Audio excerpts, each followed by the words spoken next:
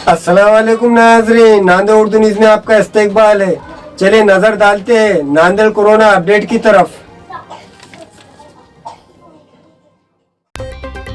जिले और शहर नांदेड़ में कोरोना वायरस का फैलाव बढ़ते ही जा रहा है। 21 जून से अनलॉकडाउन के बाद कोरोना मुतासरीन की तादाद में इजाफा हुआ है।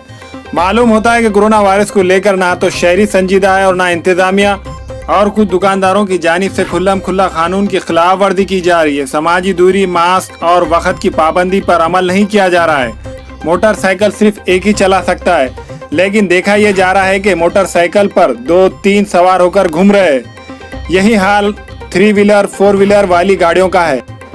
महकमा आरटीओ ने गुज़िश्ता कल से सख्त कार्रवाई का इशारा दिया था, लेकिन कार्रवाई किए जाने की इत्तलात नहीं है।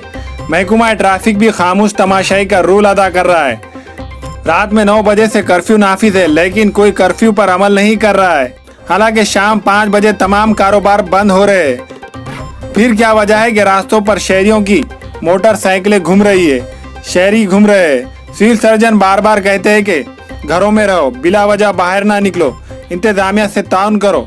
शहर में कोरोना मुतासरीन की तादाद बढ़ने से जोन भी बढ़े। मालूम होता है कि हम शहरियों ने अभी तक कोरोना वायरस को संजीदगी के साथ नहीं लिया है। बहुत सारों का ये कहना है कि कोरोना वायरस नामी बीमारी ही नहीं है।